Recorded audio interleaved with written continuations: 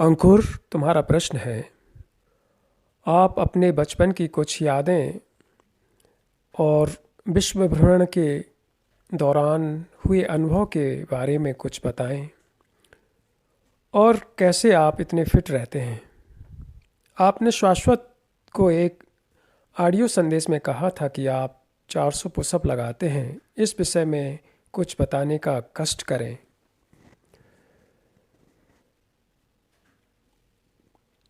अंकुर, इस मस्तिष्क में, दिमाग में, मेरे ब्रेन में मेमोरी, स्मृति का निवास नहीं है, पास्ट का निवास नहीं है। इसलिए ये बिल्कुल खाली है, एम्प्टी है, वेकेंट है। तुम्हारे प्रश्न का इको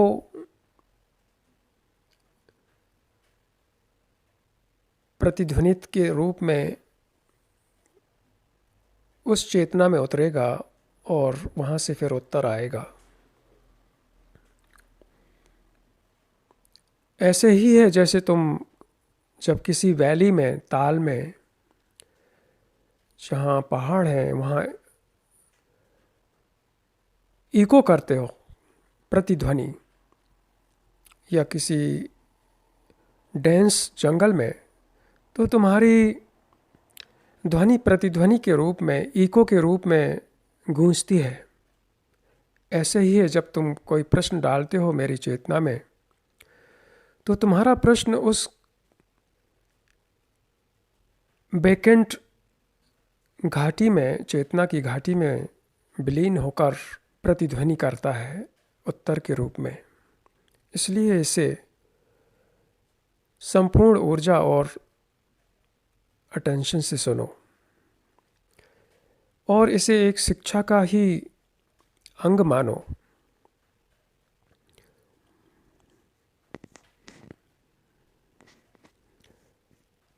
बचपन बहुत ऊर्जा से भरा हुआ था, बहुत ही विजन्स और पैशन, बहुत ही वाइटलिटी। प्रतिदिन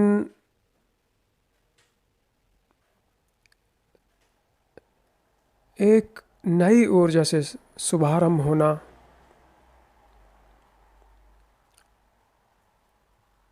और विजन्स जो सही के सपने होते हैं, ये सपने नहीं जो तुम रात में देखते हो, सही के जो तुम्हारी बहुत अंदर से, अंतर्दृष्टि से निकलते हैं, वो बहुत ऊर्जा से भरे हुए रहते थे।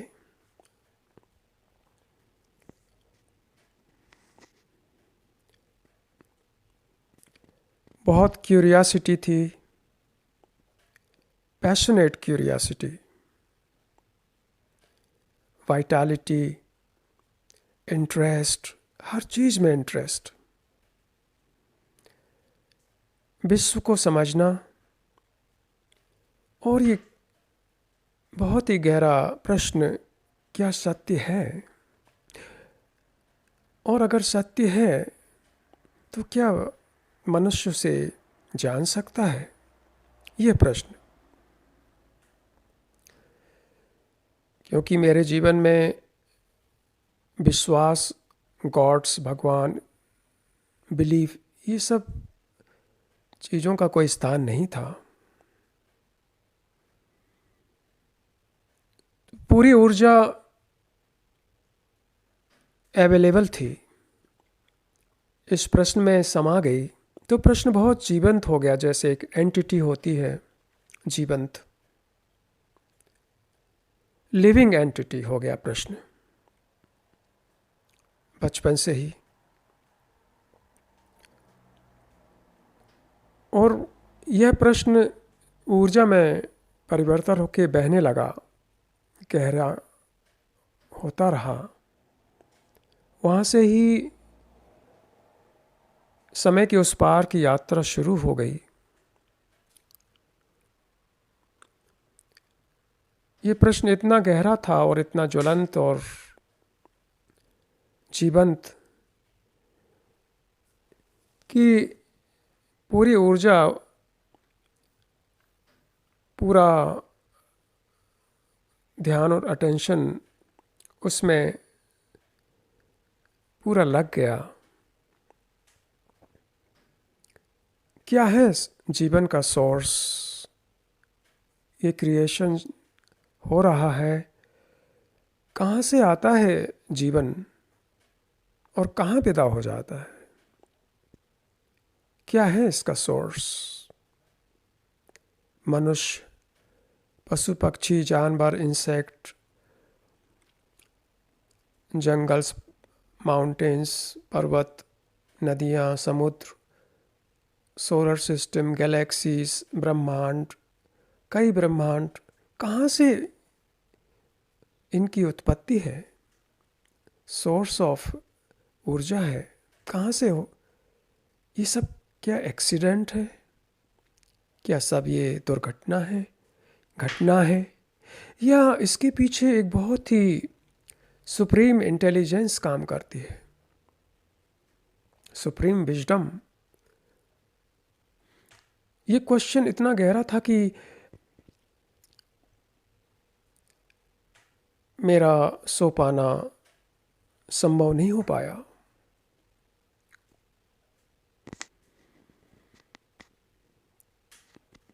और अगर ये सुप्रीम इंटेलिजेंस इसके पीछे है, तो क्या उससे संपर्क हो सकता है?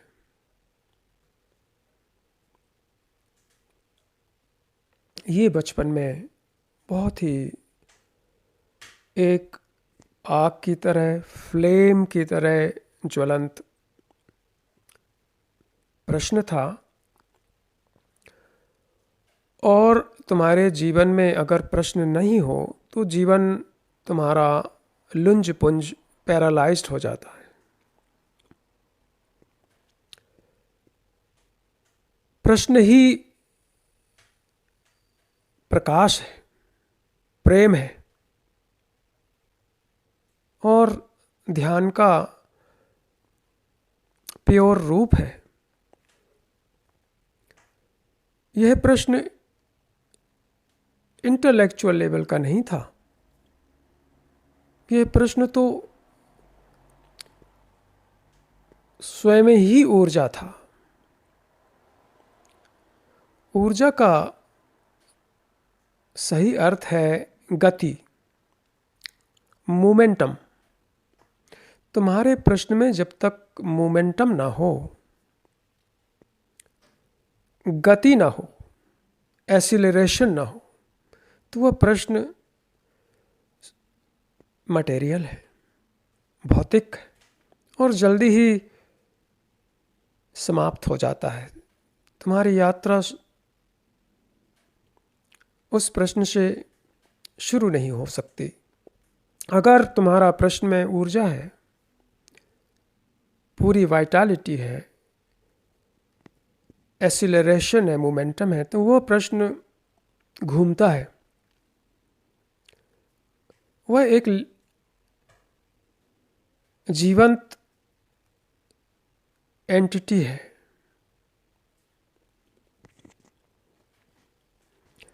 मैं कुछ इंग्लिश शब्दों का उपयोग कर रहा हूँ क्योंकि हिंदी के कुछ शब्द कभी कभी मुझे नहीं मिल पाते हैं।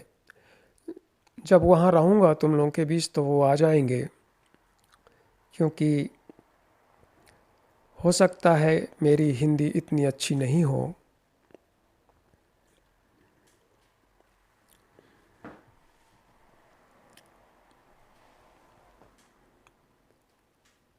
तुम बहुत गहरे में समझो।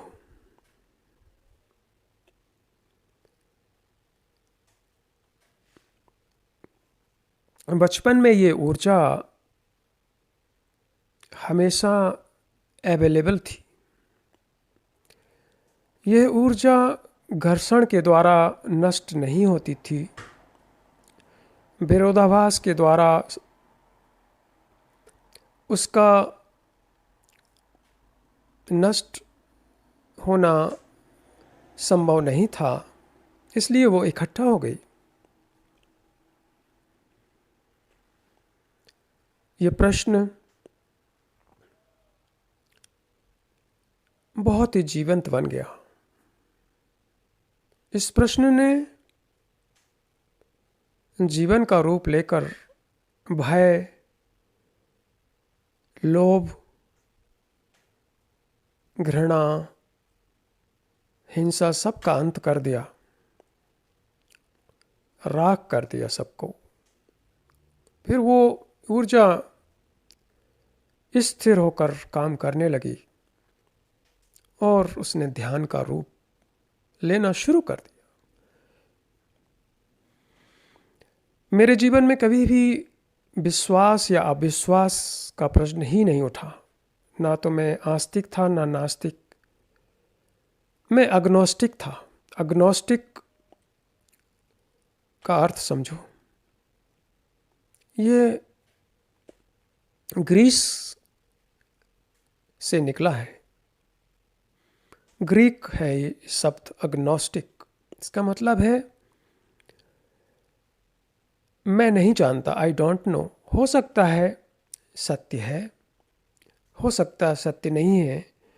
मैंने इन्वेस्टिगेशन नहीं किया है, इसलिए मैं नहीं जानता। मैं ओपन हूँ उस फैक्ट के लिए जो हो भी सकता है, नहीं भी हो सकता है। मैं पहले से प्री प्रिपेयर्ड नहीं है, मेरी कोई भावना की नहीं है गॉड या सत्य। अग्नोस्टिक बहुत ही रेयर है, रेयर ऑफ रेयर। जैसे कि सोक्राटिस अग्नोस्टिक था और आइंस्टाइन जो ओरिजिनल साइंटिस्ट था, जो मेरी निगाहों में सच का ही साइंटिस्ट था, बिकाऊ नहीं, वो भी अग्नोस्टिक था। और अगर मैं तुम्हें डीप में जाकर ये कहूँ कि बुद्ध भी बचपन में अग्नोस्टिक थे, तो यह गलत ना होगा। कुछ लोग जिन्होंने इस पृथ्वी को सही शिक्षा दी और इस शिक्षा को जीवंत किया और मनुष्य जाति को एक सही दिशा दी, वो सब बचपन से अग्नोस्टिक से ही उन्होंने शुरुआत की, विश्वास या अविश्वास से नहीं। क्योंकि विश्वास और अविश्वास ऊर्जा का नष्ट होना है। तुम अगर विश्वास करते हो गॉड या सत्य पर, तो किस आधार पर? क्या तुम्हें वो प्राप्त हो गया? और अगर तुम अविश्वास करते हो तो किस आधार पर तुमने अविश्वास करते हो? क्या तुमने ये खोज करके जान लिया कि सत्य नहीं है? इसलिए दोनों ही गलत है और दोनों ही भ्रम और इल्यूजन है।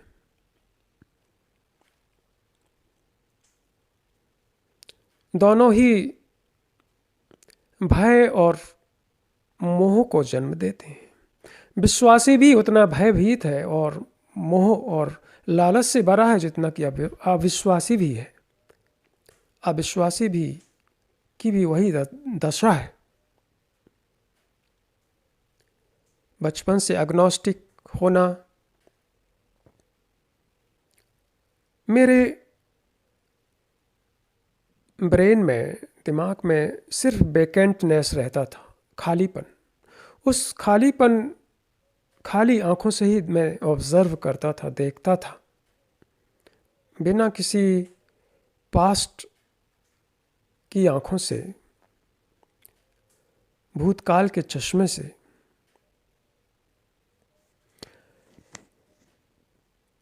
अंकुर, तुमने ये पूछा है, अगर मैंने ये सब तुम्हें बताई, पूरी बचपन की यादें और विश्व भ्रमण के अनुभव, तो तुम्हें करीब सैकड़ों बुक लिखनी पड़ेंगी और मैं बोलता ही चला जाऊंगा। इसलिए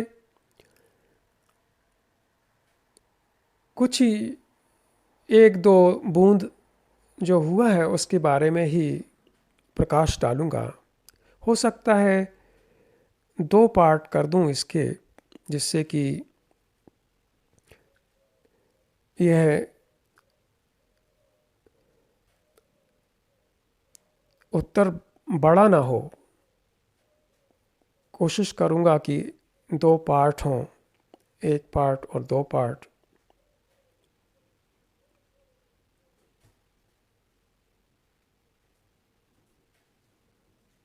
क्योंकि तुमने ये अपना प्रश्न फेंका है उस खाली चेतना में जहाँ ज्ञान का कोई भंडार नहीं है और ना ही अज्ञान का कोई निशान है। वहाँ सिर्फ एम्प्टीनेस है, वेकेंटनेस है। वहाँ प्रतिध्वनि होकर तुम्हारा प्रश्न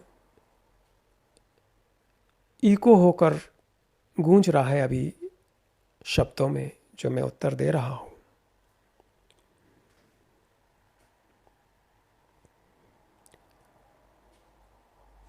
बहुत ही ऊर्जा और बचपन का नटखट जो रहता है बच्चों में, वो भी शरारतें और बहुत ही इंटरेस्ट हर चीज़ में। हाँ, पढ़ने में नहीं, और बुक्स किताबों में बहुत बोरियत लगती थी। स्कूल जाना तो सजा की तरह लगता था। बोरियत, बोर्डम और शिक्षकों की ये सब बोरिंग लेक्चर सुनना, ये सब मुझे ज़रा भी पसंद नहीं था। इसलिए मैं कराटे करता रहता था। स्कूल में भी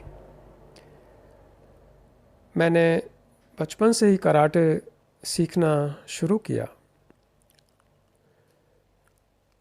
कभी कभी स्कूल जाता था और जब जाता था तो फिर वो कराटे वहाँ शुरू हो जाता था। और पुशअप्स 400 पुशअप्स डेली लगती हैं अभी से, कभी रुकी नहीं बचपन से आज तक। अभी अभी सुबह फिर से मैंने 400 पुशअप लगाई, 200 एब्डोमिनल की अलग से पेट की और 100 पैर की, 700 लगाई आज। और उसके बाद करीब 1 घंटा योगा किया और उसके बाद फिर दौड़ने निकल गया। तो आज बहुत वर्कआउट हो गया। ये वर्कआउट सिर्फ मेरा शरीर की जो इंटेलिजेंस है वही डिसाइड करता है। मेरा कोई डिसिप्लिन नहीं है। मैं तो कभी कभी सोचता हूँ कि बहुत देर से उठूँ, थोड़ा ज़्यादा सोऊं। तो मेरा बेडरूम देखोगे तो बिल्कुल खाली है, वहाँ सिर्फ पेड़ ही पेड़ लगे हैं, जंगल जैसा लगेगा तुम्हें।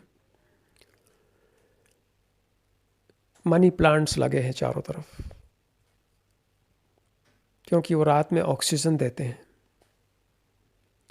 लेकिन शरीर जब उठता है तो बहुत ही तरोताज़ा और शक्ति से भरा हुआ, तो वो कहता नहीं पहले एक्सरसाइज हो जानी चाहिए।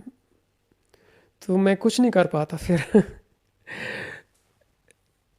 नहीं तो मैं तो बहुत चाहता हूँ मैं लेजी थोड़ा हो जाऊँ। बॉडी की अपनी इंटेलिजेंस है, वो साइकोलॉजिकल प्रेशर में नहीं है, इसलिए वो मैनिफेस्ट होती है। एक्सरसाइज कभी रुक नहीं पाई। हाँ, कभी कभी 1-2 दिन गैप हो सकता है, हो जाता है, रेयरली, नहीं तो नहीं होता। और जब मैं हवाई जहाज़ से यात्रा करता हूँ लंबी, उस समय भी मैं हवाई जहाज़ में भी एक्सरसाइज करता हूँ, क्योंकि मेरा जो सीट बुक होती है वो एक्स्ट्रा चार्ज देने पर ऐसी जगह रिज़र्व की जाती है जो इमरजेंसी एग्जिस्ट गेट रहता है, वहाँ सिर्फ 1-2 सीट रहती है, मेरी या एक और की, और पेड़ के सामने बहुत खाली स्थान रहता है, ऐसी ही सीट रिज़र्व की जाती है। तो मैं वहाँ 1 घंटे हवाई जहाज़ में भी एक्सरसाइज करता हूँ, और काफ़ी लोग मुझे देखते हैं तो वो खुद ही अपना हाथ पैर हिलाना शुरू कर देते हैं। इन्फेक्शियस होता है ये सब कुछ। अभी नेक्स्ट मंथ 14 को जब मैं फ़्लाइट रखूँगा तो वहाँ पे भी वैसे ही सीट रिज़र्व की गई है, जो बहुत स्पेस से है। वहाँ फिर मैं 2 बार एक्सरसाइज करूँगा जब मैं मुंबई में लैंड करूँगा। तो ताज़ा एनर्जी से भरा हुआ निकलूँगा, ऐसा नहीं थका हुआ, मारा कुटा हुआ।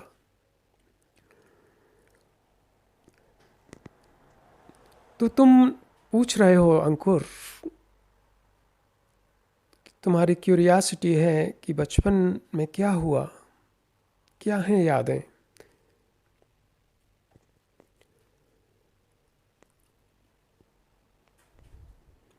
इस शरीर को बचपन से ही बहुत ही स्वच्छ और अच्छे ढंग से संभाल के रखा गया, क्योंकि इस शरीर को ऐसा स्थिर और स्ट्रॉन्ग, शक्तिशाली और सेंसिटिव बनाना था कि वहाँ वह शरीर सत्य के लिए काम कर सके, सत्य अपना घर बना सके, प्रेम और करुणा का वो घर हो सके, करुणा और प्रेम उस शरीर का यूज कर सके, इसलिए उसे ऐसा रखा गया। वो विजन ही ऐसा था। अधिकतर मनुष्य, उनका शरीर बचपन से ही खराब हो जाता है। बहुत सारे आघात, चोट शरीर के तौर पर आती हैं बीमारियों के रूप में, उससे काफ़ी ऑर्गन्स क्षतिग्रस्त हो जाते हैं, ब्रेन डैमेज हो जाता है। और साइकोलॉजिकल, मनोविज्ञान के तल पर भी बहुत सारे घाव, आघात, असॉल्ट्स होते हैं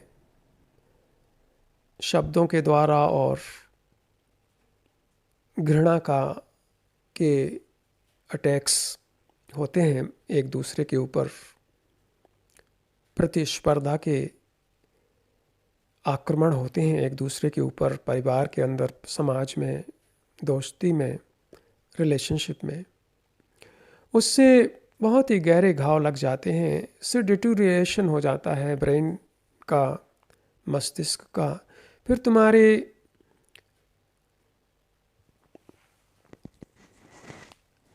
चेतना में बहुत घाव रहते हैं। ऐसा मनुष्य फिर यात्रा शुरू नहीं कर सकता, उसके पास ऊर्जा ही नहीं रहती, क्योंकि ये घाव सब सोख लेते हैं एनर्जी।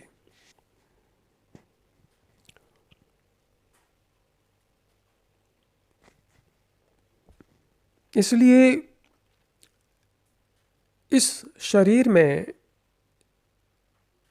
फिजिकली, शारीरिक तल पर और मनोवैज्ञानिक तल पर कोई खरोंच नहीं लाने पाई घावों की, हर्ट्स की। हर्ट ने कोई पीछे खरोंच नहीं छोड़ा, कोई रिजिड्यू। खरोंच का मतलब होता है स्क्रैच, रिजिड्यू नहीं छोड़ा। और ये ब्रेन ऐसा था कि किसी ने इसे कंडीशनड नहीं कर पाया। कंडीशन का अर्थ है सही मायने में ढांचा देना, स्ट्रक्चर खड़ा कर देना, एक स्वरूप दे देना, एक शेप माउल्ड कर देना, उसको लिमिटेड कर देना, पार्शियल कर देना, फ्रेगमेंटेड कर देना ही कंडीशनिंग कहते हैं। इस ब्रेन को ना तो कोई तथाकथित धर्म कंडीशन कर पाया, ना जाति, ना नेशनलिटी। ये बटा हुआ नहीं था बचपन से। मैं बचपन में, मेरा माइंड ग्लोबल माइंड था, अभी भी है। ग्लोबल माइंड मतलब यूनिवर्सल माइंड, इसे गवर्न करता था, इसे एक्ट करता था, करता है। तुम इसे समझो, क्या है ब्रह्मांडीय मन, माइंड, यूनिवर्सल माइंड। पहले तुम ये समझो, ब्राह्मण का शब्द, ब्राह्मण शब्द का जन्म ब्रह्मांड से हुआ है। भारत में हजारों साल पहले ब्राह्मण थे, इसलिए भारत बहुत सुंदर था। ब्राह्मण कोई जाति नहीं है, ये तो सिर्फ सब नॉनसेंसियल थिंग है।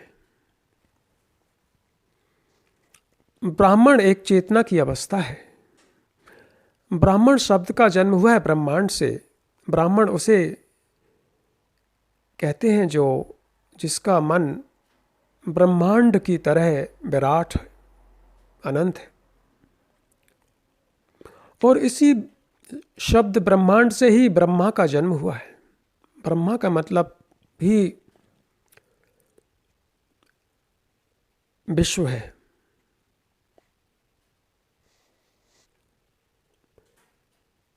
ब्रह्मा, ब्रह्मांड और ब्राह्मण, ये सभी एक ही जड़ से निकले हुए हैं।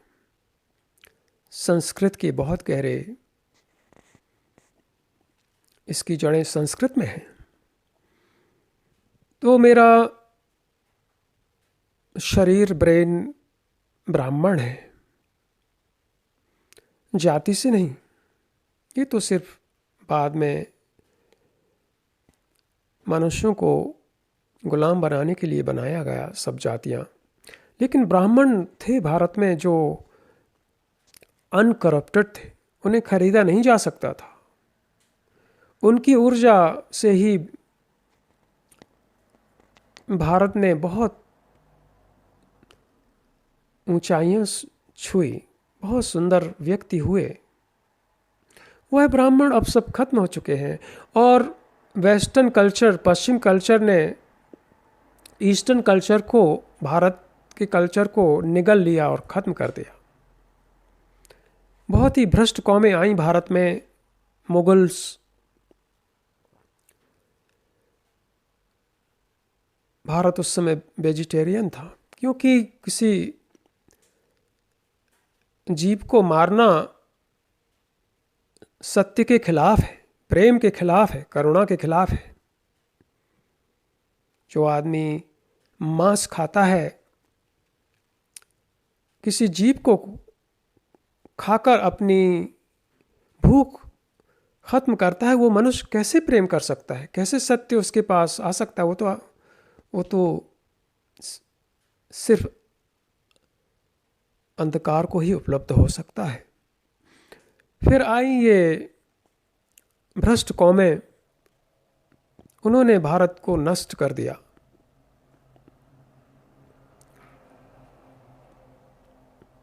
मुगल्स और उसके पहले भी काफ़ी खतरनाक कौमें उन्होंने आना शुरू किया भारत में। और अभी लेटेस्ट इंग्लिश, अंग्रेज और पुर्तगीज़ आए, उन्होंने भारत को बहुत ही डैमेज किया। बहुत ही हत्याएं, बलात्कार, और लाखों टाइगर्स की हत्याएं, एलिफेंट्स की हत्याएं,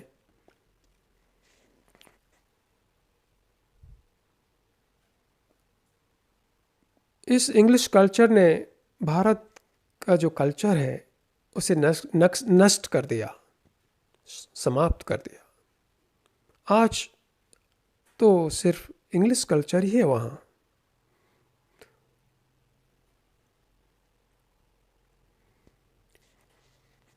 बहुत ही ये जो पवित्र सैक्रेड एनर्जी थी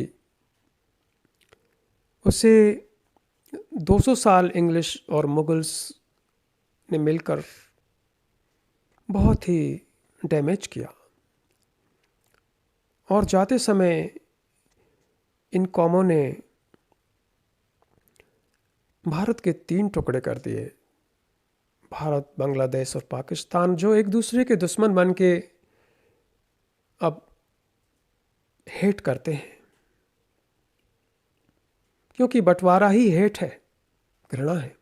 ये होना ही नहीं चाहिए था। अगर मैं वहाँ होता तो ये होने नहीं देता। बंटवारा अलगाववाद है, सेपरेटिज्म है, जो टेररिस्ट को जन्म देता है, हेट को जन्म देता है। ये एक नियम है। लेकिन अज्ञान लोग थे, ये गांधी परिवार, नेहरू, ये सब भ्रष्ट लोगों ने बहुत अंग्रेजों से मिलकर बहुत शोषण किया। इनको उखाड़ फेंकना चाहिए था भारत से। ये सिर्फ परिवारवादी लोग थे, जिन्ना, गांधी, नेहरू, जो सिर्फ अपने स्वार्थ के लिए ही करते थे। उन्हें पता नहीं था ये भारत के अंदर कितनी ऊर्जा है। वहाँ बुद्ध की ऊर्जा अभी भी है, उनका संदेश, उनकी शिक्षा अभी भी हवा में है। और जो ब्राह्मण लोग वहाँ रहते थे, जिन्होंने इस धरती को शुद्ध किया अपने रहने के द्वारा, उनकी ऊर्जा भी। इन सबको ये जो भ्रष्ट पॉलिटिशियंस थे, जिनका मैंने अभी नाम लिया, इन्हें कुछ पता नहीं था। ये सिर्फ थे तो इंडियन, लेकिन इंग्लिश मेंटालिटी थी इनकी। बहुत ही गुलाम थे आराम के लिए। इनके कपड़े धुलने जाते थे पेरिस में। बहुत ही अहंकारी और एरोगेंट लोग थे ये। और अभी भी यही फैमिली भारत में लोगों को मूर्ख बनाती हैं।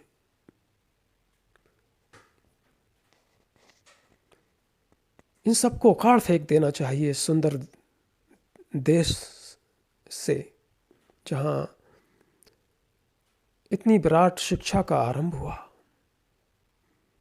ये बहुत ही सुंदर देश है, नदियों, पहाड़ों, जंगलों और एलिफेंट्स, टाइगर्स, शेर, लायन से भरा हुआ।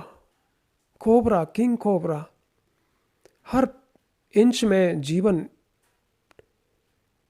पल्सेटिंग हो रहा है वहाँ। पश्चिम में, यूरोप में कुछ नहीं, कंक्रीट जंगल है। लोग बाग सिर्फ कंफर्ट के लिए जीते मारते हैं एक दूसरे को। सेक्स और जॉब और कंफर्ट, ये है यहाँ की सिविलाइजेशन, कल्चर। और यही भारत में आ गया, इसलिए भारत बहुत मटेरियलिस्टिक हो गया। यही चीज़ें तुम्हें मिलेंगी।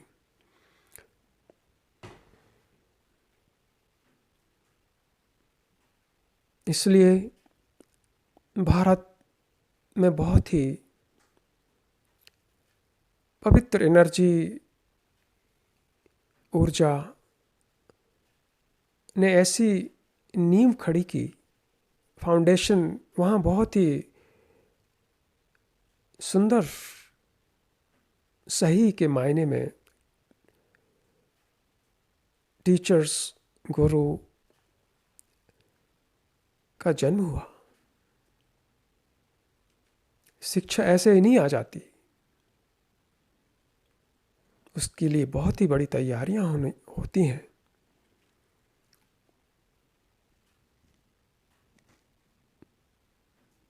अभी 200 सालों में इंग्लिश और पुर्तगीज़ ने नष्ट कर दिया भारत को, इसका जो कल्चर है।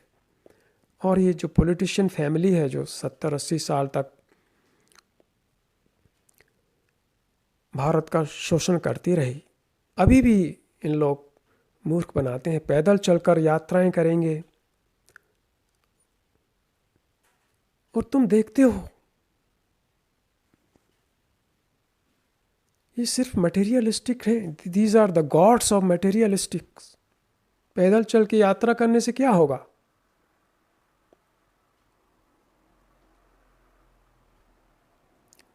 पहले तो बांट दिया इस सुंदर कॉन्टिनेंट को, भारत को, जो अफगानिस्तान तक फैला था, क्योंकि वहाँ पर वनयान बुद्ध की बहुत बड़ी बड़ी मूर्तियाँ थीं जिन्हें टेररिस्ट लोगों ने उड़ा दिया बम से। वहाँ पे भी बुद्ध की शिक्षा थी। नेपाल तक, बर्मा, ये सब इंडिया ही था। फिर आए सेपरेटिस्ट लोग जो बहुत नैरो माइंडेड, मांस खाने वाले।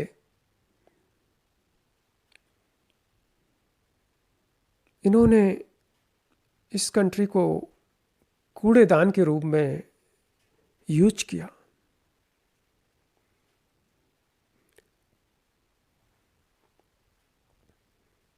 और ये इंग्लिश कौम जाते समय लूट खसूट कर डायमंड से लेकर सोना चांदी और पेंटिंग सब लेकर ले गए, और लाखों मरे हुए टाइगर्स को ले गए और टांग दिया लंदन म्यूजियम में।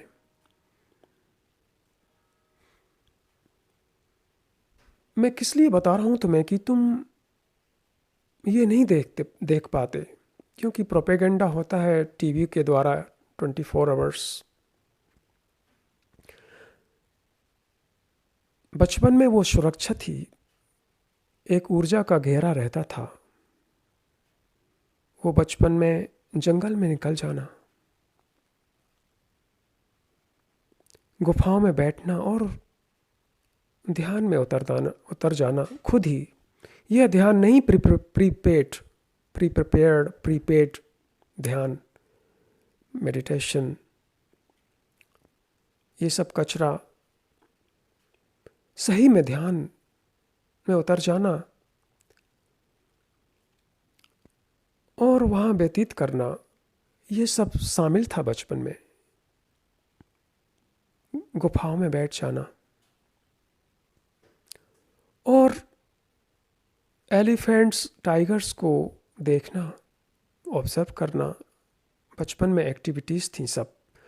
और बहुत ही अच्छा लगता था जब मैं कोबरा का पीछा करता था, उसको देखता था कहाँ रहता है ये। कोई डर नहीं था, ना उनको भी डर था मुझसे।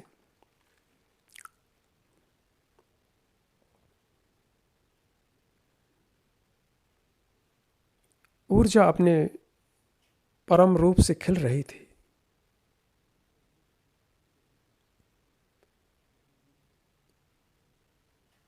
और बैकग्राउंड था अग्नोस्टिक का, स्वतंत्र। सभी रीत रिवाजों से, समाज से, परिवार के जितने भी बूढ़े लोग जो बहुत कंडीशन होते हैं, इनसे मैं दूर ही रहता था। एकांत में समय गुजारना, और रात में कभी कभी 2-3 बजे रात तक, पर्टिकुलरली चंद्रमा की रात में बैठना पेड़ के नीचे। वहाँ समय नहीं लागू होता था, समय समाप्त था।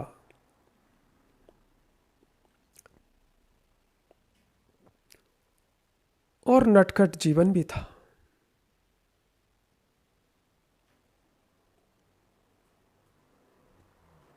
शुरू से ही एक्सरसाइज कभी बंद नहीं हुई, चाहे खाना मिले या ना मिले, विटामिन्स मिले या ना मिले।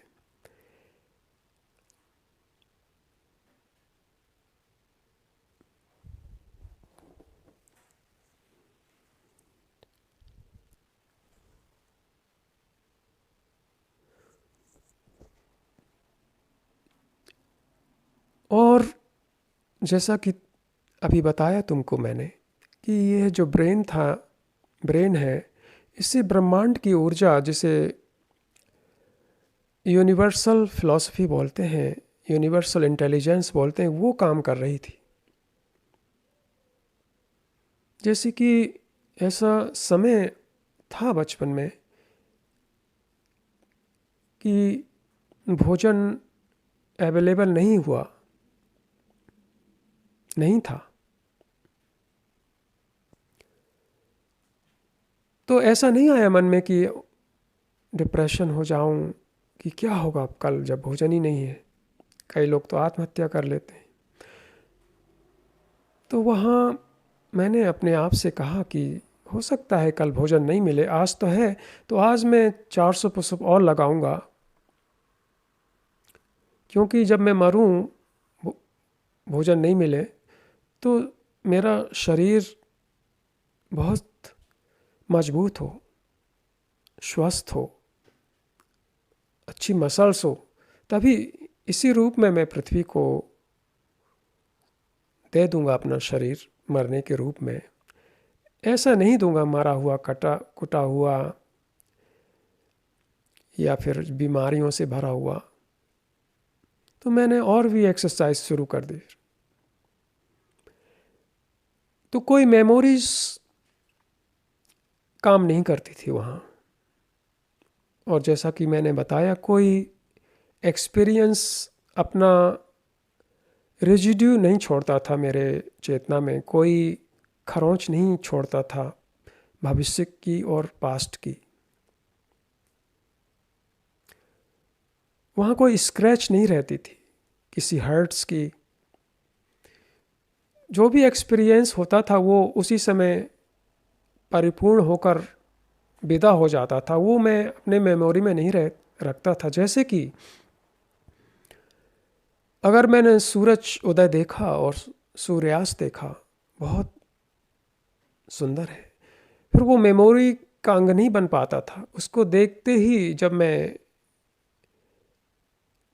समाप्त करता था देखना, तो वो एंड हो जाता था, उसकी कोई मेमोरी नहीं रहती थी दूसरे दिन कि कितना सुंदर था।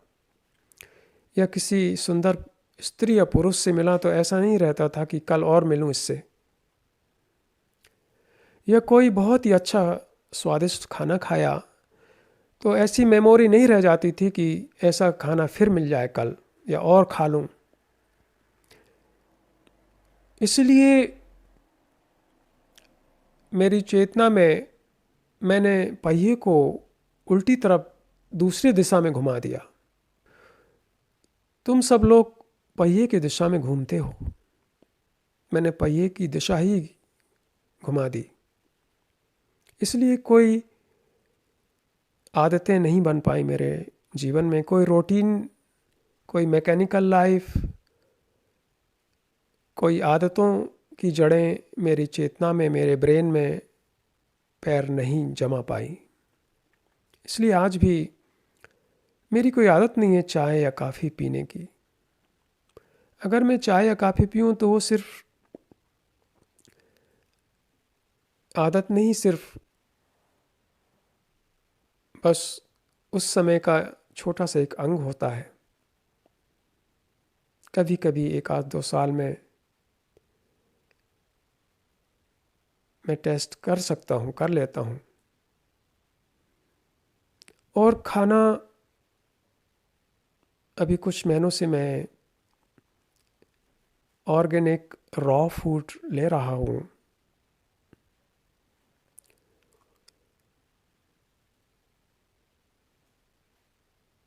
बॉडी ऐसी सेंसिटिव और बहुत ही फाइन हो गई है कि वो सूरज से भी एनर्जी डायरेक्ट लेती है।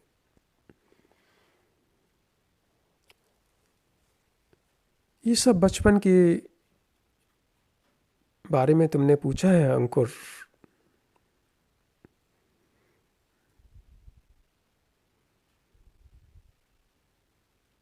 और बचपन में कभी कुछ बनने की इच्छा डिजायर नहीं थी। जैसे कि मेरे मित्र या शिक्षक, परिवार, समाज के लोग सब इसलिए शिक्षा लेते हैं कि कुछ बन जाए, मैरिज हो जाए, परिवार हो जाए, जॉब मिल जाए। ये सब कुछ नहीं था। अलग ही ब्रेन था, बिल्कुल ब्रेन है।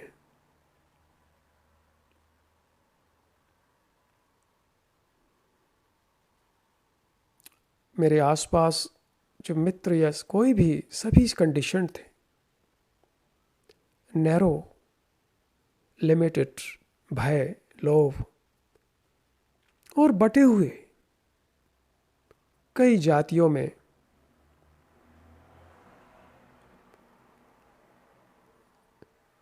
कई कई जातियों में और धर्मों में बटे हुए लोग, यही तो सब स्कूल के मित्र थे। लेकिन किसी ने कोई प्रभाव नहीं छोड़ पाया मेरे ऊपर।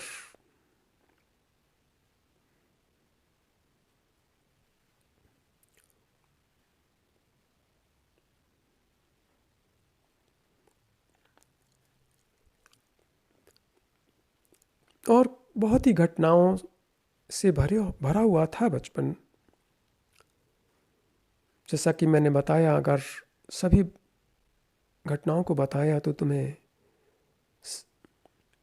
बहुत ही सैकड़ों किताबें बन जाएंगी। मैं कुछ बताऊंगा और इसको दो पार्ट कर देता हूँ। पहला पार्ट अब समाप्त हो ही रहा है कुछ मिनट में। विश्व भ्रमण में मैं निकला, हर देश में गया पृथ्वी में, कि मैंने कई चक्कर लगाए, लेकिन मनुष्य एक ही मिला, उसकी चेतना एक थी। शरीर अलग अलग रंग का है, बाल अलग रंग के हैं,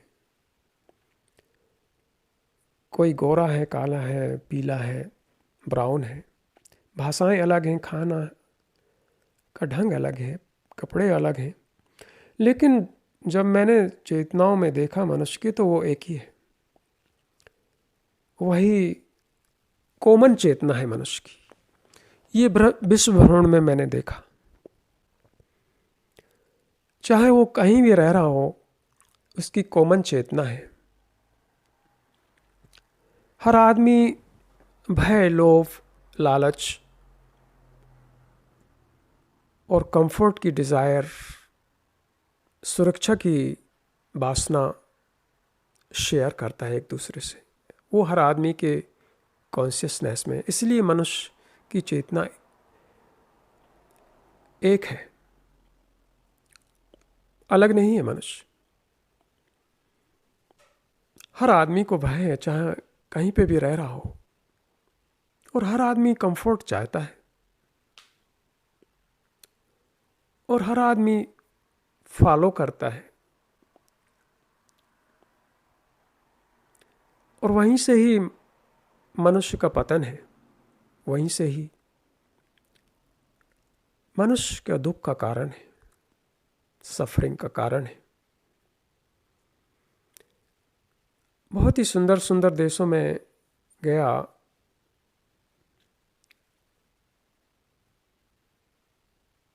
तो मुझे पृथ्वी कभी बटी हुई नहीं दिखी। जब मैं एक कॉन्टिनेंट से दूसरे कॉन्टिनेंट, एक देश से दूसरे देश गया, तो मैंने पूछा कहाँ हैं सीमाएं। सीमाएं मनुष्य की भय से आती हैं। बंटवारा होता है, पाकिस्तान, इंडिया, बांग्लादेश, चाइना, रूसलैंड, रसिया, अमेरिका, जर्मनी, ये सब मनुष्य के अंतर बटी हुई चेतना का ही प्रतिबिंब है। मुझे कभी बटा हुआ नहीं दिखा, क्योंकि प्रेम नहीं बांट सकता, करुणा नहीं बांट सकती। अगर तुम फिर से प्रेम और करुणा करो तो भारत, पाकिस्तान, बांग्ला फिर से एक हो जाएंगे, फिर से वो भारत बन जाएगा एक। घृणा बांटती है।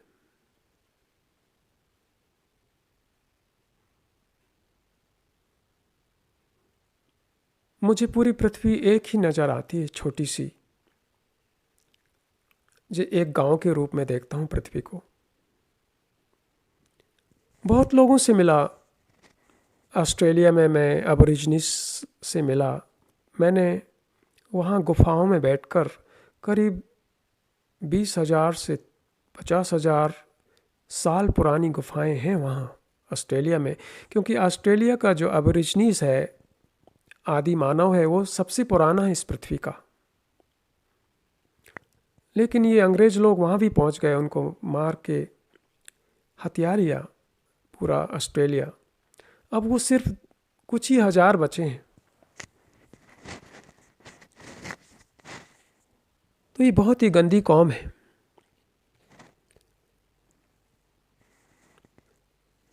अंग्रेज बहुत भ्रष्ट कौम है। मैं अबोरिजिनिस से मिला तो उन्होंने मुझे गुफाएं बताई। फिर मैंने डिजरीडू बजाना सीखा। फिर मैं उन गुफाओं में बैठ के डिजरीडू बजाता था और वहाँ उन गुफाओं में ध्यान और समाधि में उतर जाता था। जो हजारों साल पुराने वहाँ अबोरिजिनल लोग रहते थे, वो अभी भी हैं। बहुत सुंदर व्यक्ति हैं उन लोग। फिर मैं अमेरिका में रेड इंडियंस, नेटिव इंडियंस से भी मिला, जिसे जहाँ मेडिसिन मैन भी हैं लोग। मेडिसिन मैन, उन्हें बहुत ही प्लांट मेडिसिन का गहरा ज्ञान है।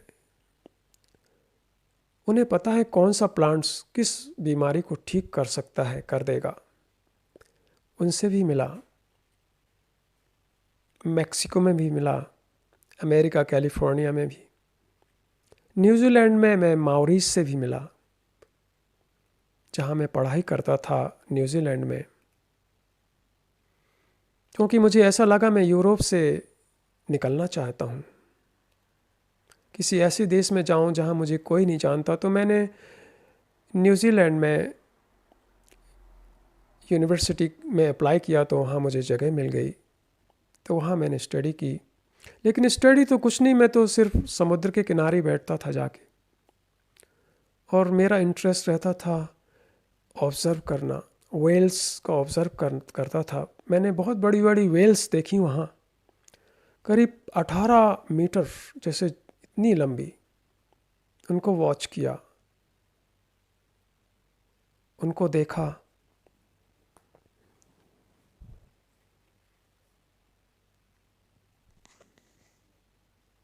उनको देखते ही एक शिक्षा मिली कि कितना विराट प्राणी है ये, कितना सुंदर है, और वेजिटेरियन है, और बहुत ही क्यूरियासिटी है उसमें, बहुत ही इंटरेस्ट से देखता है वो, हर ऑब्ज़र्व करता है वेल्स। उसकी तरंगे, मैग्नेटिक फील्ड मुझे छू गया। न्यूजीलैंड के फॉरेस्ट में निकल जाता था